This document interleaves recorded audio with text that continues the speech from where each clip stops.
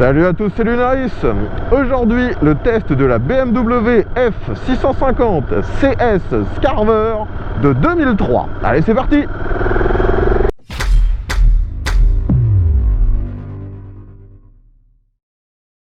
Les amis, aujourd'hui on se retrouve de nouveau pour le test, on va dire d'un young timer, mais surtout d'une machine totalement oubliée par la plupart d'entre vous, la Scarver. Bien sûr, ce test est possible grâce à un de mes abonnés qui n'a pas hésité à venir jusqu'ici en Normandie afin que je vous la présente. Merci encore à lui. Si vous suivez régulièrement mes tests, vous avez dû voir il y a de ça 1 ou 2 ans le test de la BMW F650 GS.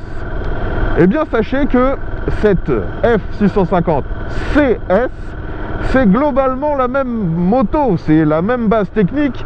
Et finalement, cette Scarver, c'est juste la version routière de la 650 GS de l'époque.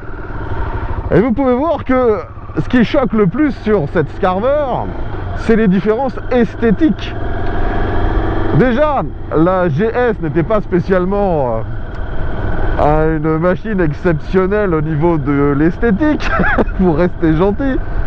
Là, on est encore à un autre niveau. Certains la considèrent même comme une des BMW, peut-être la BMW la plus moche ou la plus difficile à assumer. Donc vous voyez que l'esthétique est très très bizarre. En plus, le coloris aujourd'hui accentue de nouveau ce côté bizarre. Mais finalement, elle en est tellement étrange qu'elle devient presque désirable. Donc vu qu'il s'agit de la même base technique que la GS 650, on a également le même moteur.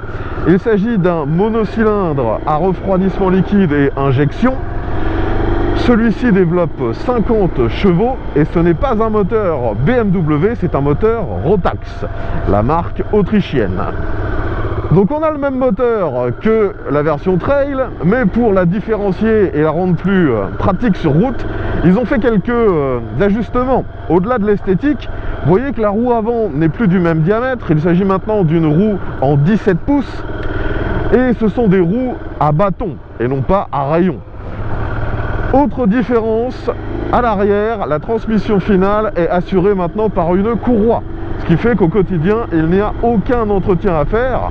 Il faut juste penser à aller voir une concession BMW tous les 10 000 km afin de retendre, ou du moins de vérifier la tension de la courroie. Bon, sinon, le modèle que je vous présente aujourd'hui, il est totalement d'origine. Il n'y a pas eu de modification sur celui-ci. Et il y a aussi très peu d'options. Déjà à l'époque, BMW avait un gros catalogue d'options, même sur cette machine. Aujourd'hui, il y en a très peu. Alors, même parcours qu'habituellement, je me retrouve donc en centre-ville et ce qui surprend tout de suite avec cette Scarver, c'est la hauteur de selle. On n'est pas sur la moto avec cette machine, on n'est pas du tout comme sur la GS où elle est un tout petit peu haute. Là, on est dans la moto, vraiment la selle est très basse et je peux, du haut de mon 1m70, mettre les deux pieds totalement à plat lorsque je m'arrête. On a sinon une position très droite. C'est une position typée trail, presque super motard. Le guidon est lui aussi très grand.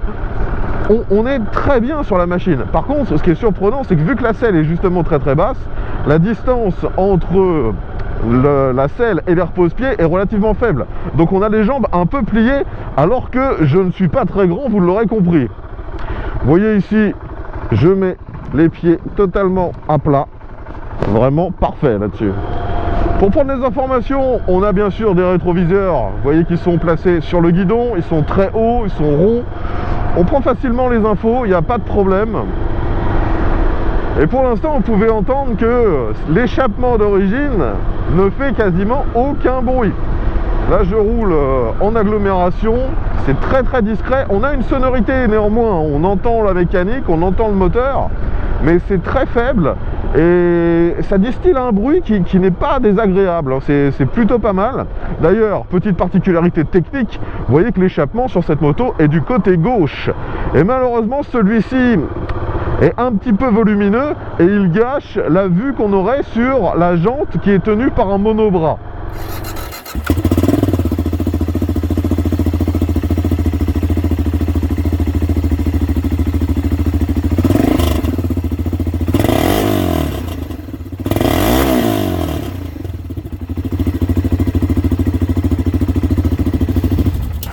Autre particularité technique, comme sur la GS, le réservoir n'est pas à son emplacement normal. Le réservoir est à l'arrière et on a une trappe de carburant un peu comme sur une voiture.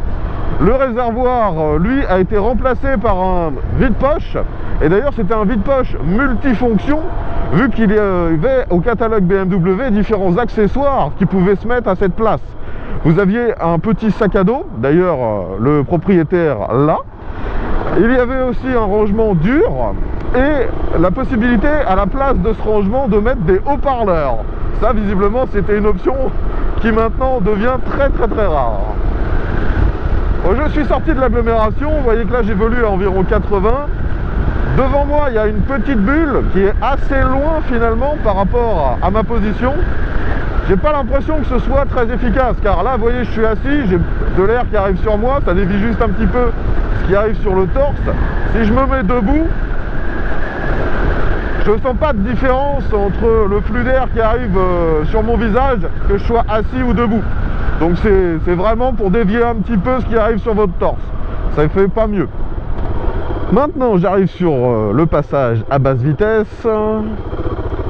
Et franchement, cette moto se manœuvre très facilement.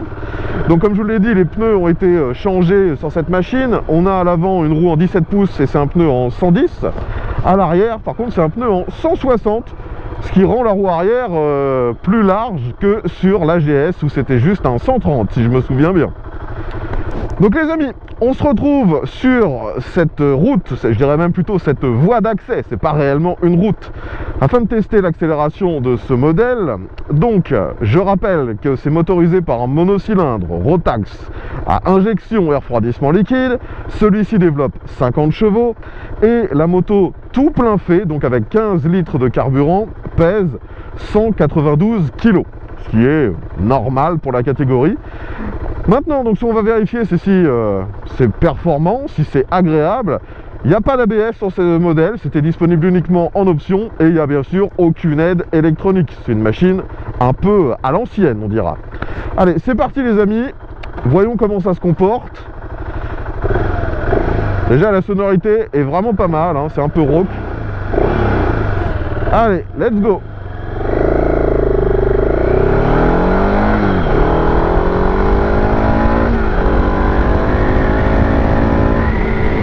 Franchement, c'est pas trop mal. Alors vous voyez que malheureusement j'ai une petite défaillance sur la moto. Le compte-tour fonctionne par intermittence. Et là, il fonctionne plus. Donc je sais pas à quel régime moteur je suis monté.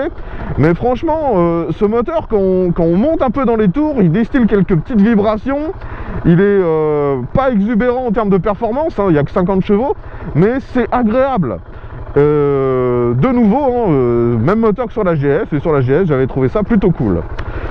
Maintenant on va vérifier si ça braque bien. De mémoire la GS braquait très bien. Donc là je le redis, hein, j'ai les deux pieds bien au sol. Je braque à fond. Je laisse la machine droite pour faire le même test qu'avec toutes les autres motos. Et vous voyez que je finis pile au milieu de l'autre voie. Donc ça braque pas trop mal. Maintenant les amis, on va refaire un test d'accélération et on va ensuite tester le freinage. C'est parti!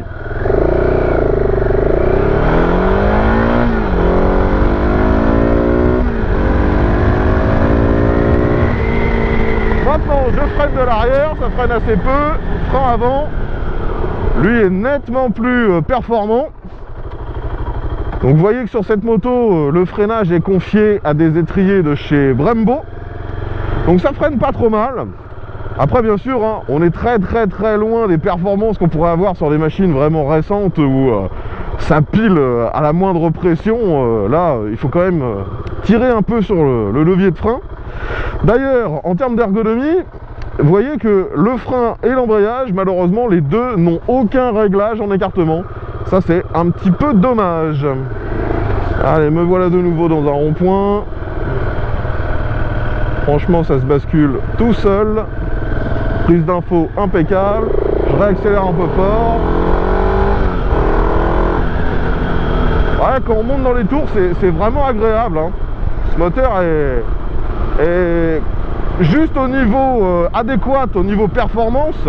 On n'a pas réellement besoin de plus en utilisation normale. Et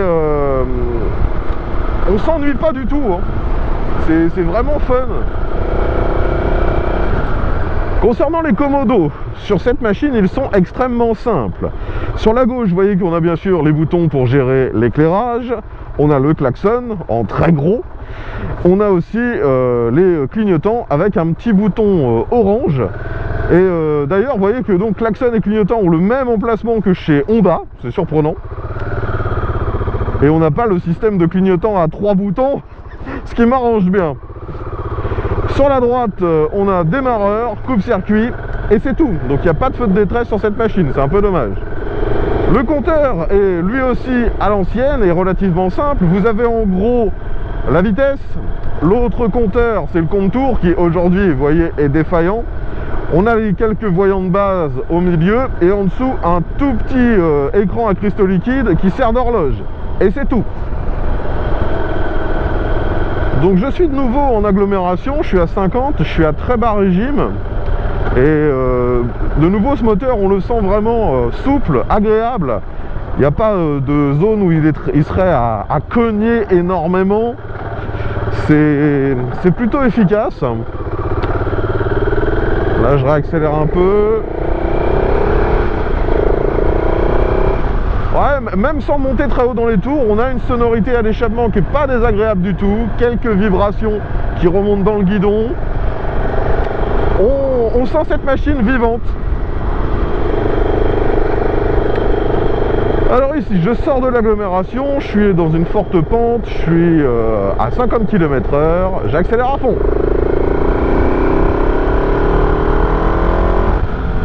Vous voyez que ça repart vraiment sans difficulté, hein. Efficace et plaisant, c'est je pense les deux adjectifs qui correspondent le mieux à cette moto. Je ralentis pour prendre ce Dodan, même procédure qu'habituellement, donc je descends à 30 km/h. Actuellement c'est relativement ferme. Vous voyez par contre que à l'époque c'était pas une moto très haut de gamme ou ultra bien équipée. À l'avant on a une fourche classique et elle n'est pas réglable. À l'arrière l'amortisseur est difficile à voir, mais celui-ci n'est pas réglable non plus. Bon les amis, me voilà maintenant dans une succession de virages, il fait beau, c'est sec, on va essayer de s'amuser un peu. Bon, je dois rester méfiant, il y a des cyclistes. La boîte de vitesse fonctionne bien, c'est une boîte à 5 rapports. Faut pas hésiter à tirer sur le frein avant pour avoir un peu de mordant. Et vous voyez que, vu que la fourche a quand même un grand débattement, ça s'enfonce pas mal quand on freine vraiment fort.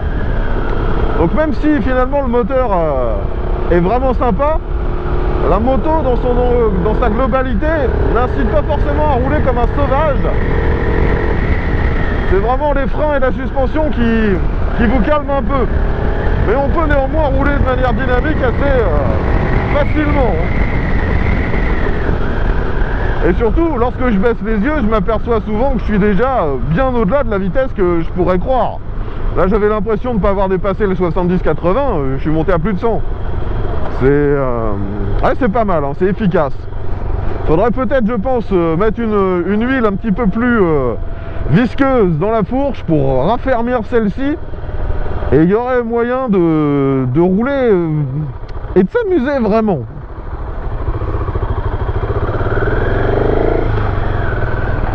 Allez, dans ce rond-point de nouveau, ça se bascule super bien. Et je vais dépasser cette voiture.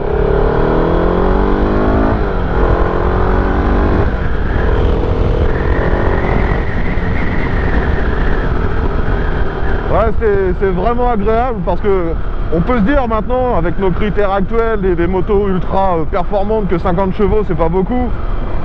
Franchement, ça suffit largement. Et surtout avec ce moteur, ce qui est agréable, c'est qu'on a une très bonne accélération jusqu'à environ 100 km/h. Et c'est une accélération qui est plaisante. On maîtrise la moto, on se sent en confiance. Franchement, de nouveau, je suis très surpris, hein. Allez, on dépasse. Et vous voyez qu'en termes de reprise, ça passe sans problème.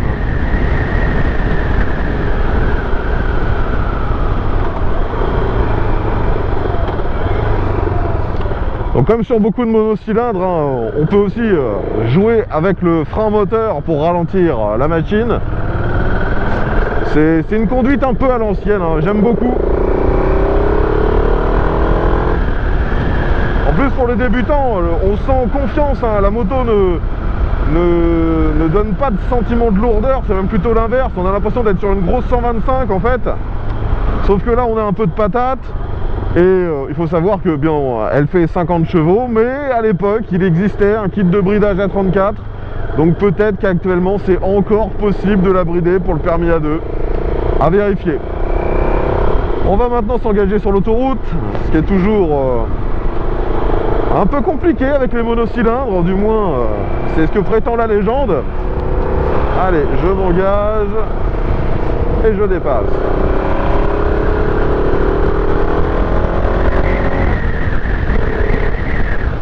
Donc on arrive rapidement en 5e à 110. Forcément je me prends quand même pas mal d'air en pleine tête. Là je vais faire une reprise, je suis en 5e, j'accélère à fond. 110, 120, 130, 140. Ouais franchement ça marche pas trop mal, hein. On se doute bien que c'est pas une moto qui prendra une vitesse de malade, hein. De toute façon le compteur n'est vraiment gradué que jusqu'à 180, 200, et ce serait déjà exceptionnel d'atteindre une vitesse pareille. Allez, nous voilà sortis de l'autoroute. Donc comme je m'y attendais, hein, cette moto peut parfaitement emprunter ce genre de voie, mais est-ce que c'est vraiment là où la moto est la plus agréable? Clairement non. On est beaucoup mieux à accélérer, freiner, à utiliser ça un peu en faisant l'imbécile, un petit peu comme un supermotard, dans une version un petit peu édulcorée. Bon, pour revenir sur l'esthétique, vous voyez qu'à l'avant donc on a un phare qui est bien intégré dans le carénage. Celui-ci dissimule 2 ampoules, donc ce sont des ampoules halogènes bien sûr. Les clignotants sont également avec des ampoules à filament. Allez, c'est parti pour une dernière accélération.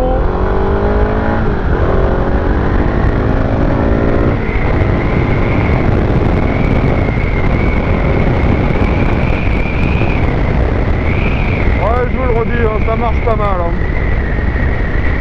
On pourrait presque croire qu'il y a quelques chevaux de plus. Donc finalement, je retrouve quasiment tout ce que j'ai apprécié lors du test de sa sœur GS 650. Là, avec un équipement encore plus pratique pour le quotidien, surtout avec la courroie et des pneus plus adaptés à la route. Donc franchement, si vous faites essentiellement de la route, il n'y a vraiment aucune raison de prendre la GS plutôt que cette Scarver, si ce n'est peut-être une préférence esthétique. Au niveau des rangements, d'origine il n'y en a quasiment aucun. Vous pouvez démonter la selle, mais en dessous vous pouvez mettre un gilet jaune, peut-être quelques outils, mais c'est tout, rien d'autre. Si vous voulez rouler avec un passager, la selle est suffisamment large, il y a des poignées pour se maintenir, les repose-pieds semblent être dans une position relativement standard, donc pas trop de problèmes non plus. Et si comme aujourd'hui vous avez un top case, bien sûr ça fera office de dossier. Comme je vous l'ai dit précédemment, le réservoir sur cette moto est placé à l'arrière, il a une contenance de 15 litres et la consommation de ce modèle est aux alentours de 4 litres au 100, tout dépend après de votre façon d'accélérer, donc c'est raisonnable, c'est pas trop mal.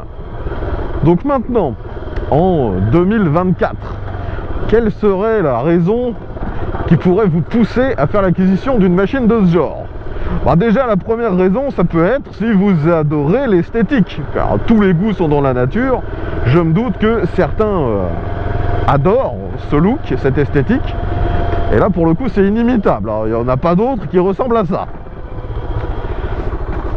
Après, si on est d'un point de vue plus pragmatique, plus logique, ce qui vous incitera très certainement à aller vers cette machine, c'est si vous voulez une moto fiable, faite pour des personnes d'assez petite taille, légère, maniable, qui ne coûtera pas grand chose ni en entretien au quotidien, ni en assurance, et surtout en coût à l'achat.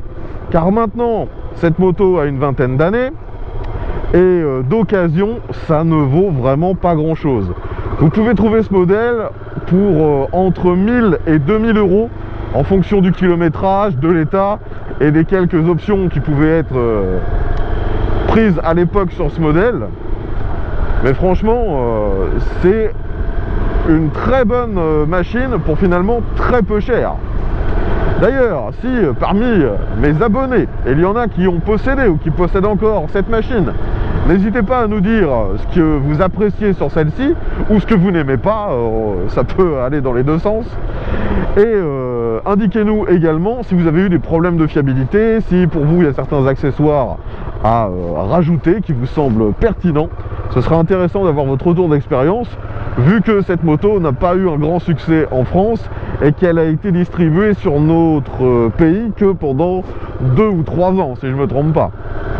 Enfin voilà les amis, globalement tout ce que je pouvais vous dire sur cette F650 CS Scarver. Si vous avez des questions, l'espace commentaire est là pour ça. J'espère que, comme d'habitude, ce test vous a plu. Si c'est le cas, n'oubliez pas de mettre un petit pouce vers le haut et de vous abonner. Je tiens encore à remercier mon abonné qui s'est déplacé jusqu'ici avec cette moto afin que je puisse vous la faire découvrir. Et je reprécise d'ailleurs que l'ensemble des tests sur ma chaîne sont toujours faits en collaboration avec mes abonnés. Donc si comme lui, vous disposez d'un véhicule que vous aimeriez me voir tester en vidéo, eh bien je vous invite à prendre contact avec moi. Tous les moyens de le faire sont dans la description. Allez, je vous dis à bientôt et surtout, mais à tous!